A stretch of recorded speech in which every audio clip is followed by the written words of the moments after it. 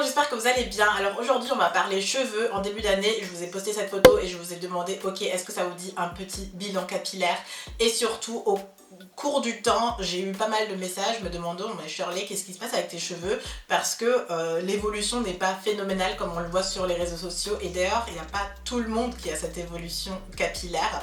Et du coup je me suis beaucoup posé la question. J'ai longtemps pensé que ok, je suis naturelle, je pense connaître mon type de cheveux, je pense que la routine que j'ai est bonne, mes cheveux ont l'air en bonne santé.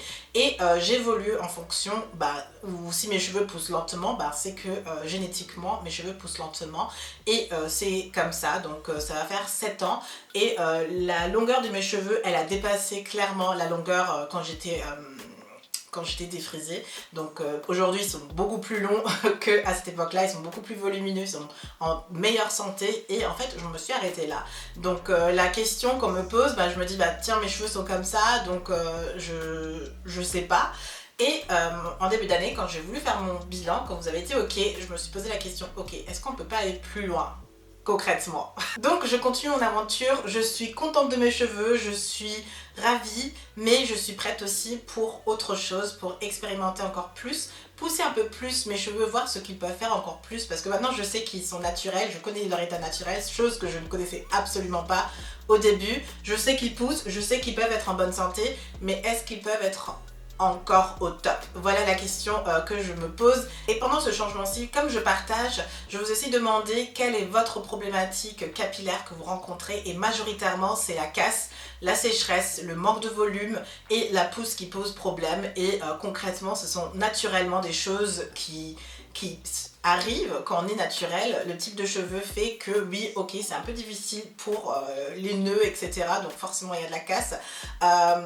Aussi pour la sécheresse, comment bien hydrater le cheveu, je me suis rendu compte quand je me suis posée et que j'ai réfléchi, je me suis dit tiens, en fait il y a pas mal de choses qu'on n'a pas vues, où il y a des bases qu'on a loupées. Et du coup je reviens aux bases, et même pour moi je dois le faire, donc autant pour vous, vous pouvez suivre tout ça et ça peut régler justement ce type de soucis comme la casse, la sécheresse, le manque de volume, la pousse, etc. parce que tout va ensemble.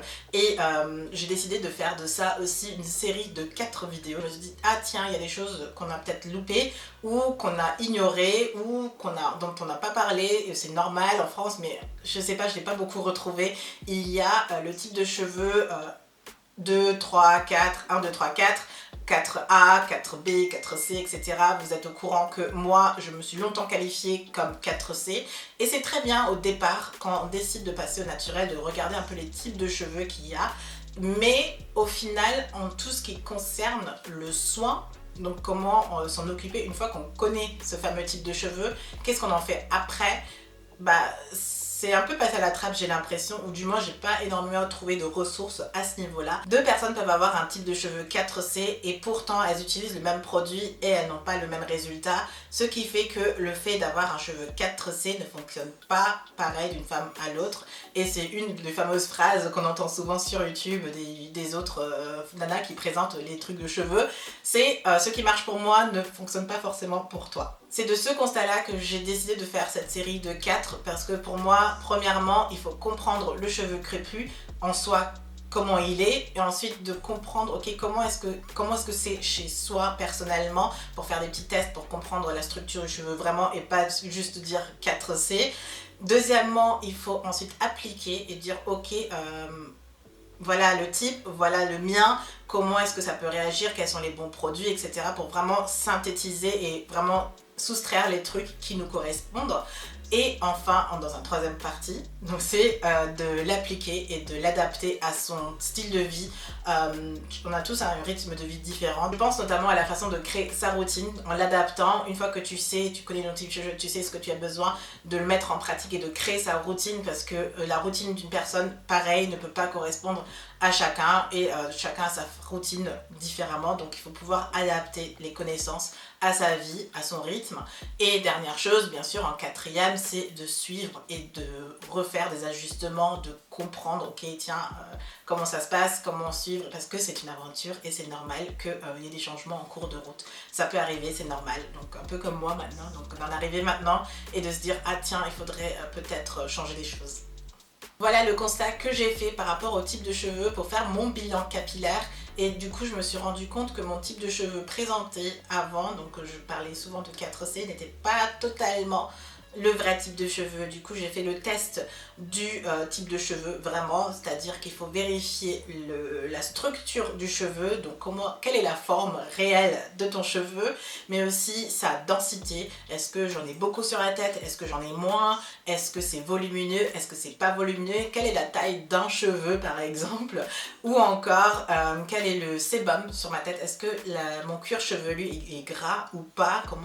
Qu'est-ce qui se passe sur mon cuir chevelu pour comprendre, parce que le cheveu pousse du cuir chevelu, donc il faut aussi analyser son cuir chevelu. Connaître le pH de son cheveu, mais aussi des produits qu'on utilise, parce qu'on ne peut pas faire sans produits évidemment, qu'ils soient naturels ou industriels, peu importe, mais il faut connaître le pH et du coup ça permet de savoir ok comment ça se fait qu'un produit marche ou pas.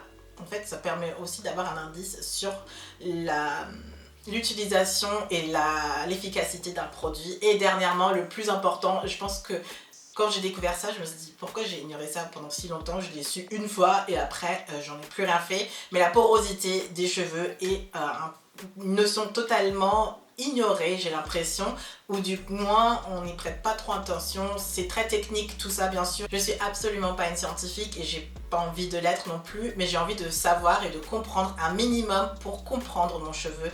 Comment est-ce que ça se fait que du coup mes cheveux, est-ce qu'ils absorbent le produit ou est-ce que le produit reste dessus? Est-ce que le produit est intégré rapidement, facilement ou pas? Quelle est vraiment la porosité de mes cheveux? Pour savoir, ok, comment est-ce que j'applique les produits. En sachant ça, on résout pas mal de problèmes d'entretien du cheveu et la porosité est un sujet, je me suis dit, ah oui, c'est fascinant en fait. Mais avec toutes ces informations-ci et tous ces tests-là, je me suis dit, ah tiens, en fait, mon type de cheveux n'est pas du tout comme je le pensais. Je détaillerai bien sûr tous ces points dans la prochaine vidéo qui est uniquement dédiée à ça, qui présente la chose comme comme un entonnoir en fait. Il y a la partie cheveux de manière générale, tout le monde a des cheveux, et ensuite spécifiquement le cheveu crépus ou les cheveux afro, et spécifiquement soi-même quel est vraiment son type de cheveux. En faisant le test, je vais vous spoiler un tout petit peu pour la prochaine session, la texture de mes cheveux est plus sous forme de S ou de O, et j'ai des cheveux avec beaucoup de densité, donc j'en ai beaucoup sur la tête, mais le cheveu seul est plutôt fin. J'ai une porosité plutôt faible à moyenne, mais généralement mes cheveux ont peu de capacité à prendre de l'eau et de l'hydratation, donc quand les cuticules de mes cheveux ne sont pas forcément ouverts, ils ont du mal à capter des produits ou l'eau même que je mets dans mes cheveux. J'ai un cuir chevelu moyennement gras, donc il produit du sébum et c'est pas totalement sec que je le pensais, et je vais pas trop vous spoiler, mais vous voyez que c'est beaucoup plus intéressant que de juste de dire ah ok j'ai un type de cheveux 4C. Là on rentre un peu plus dans le détail, on arrive un peu mieux à s'identifier, à se dire ah oui ok d'accord, je comprends, et ça permet de choisir vraiment quel type de youtubeur qu'on veut regarder, quel type de personne à qui on peut vraiment s'identifier quand on connaît vraiment les types de caractéristiques que la personne a, et au final aussi on peut faire de meilleurs choix en termes de routine, en termes de produits, etc. etc. Donc voilà, c'était tout pour moi aujourd'hui. J'ai découvert vraiment plus de détails sur la structure de mes cheveux. Je vous invite vraiment à suivre cette petite série et aussi à vous renseigner de ce côté là, parce que c'est vraiment ce qui change et surtout permet de prendre des mesures adaptées à nos problématiques comme la casse, la sécheresse, le manque de volume, la pousse, etc.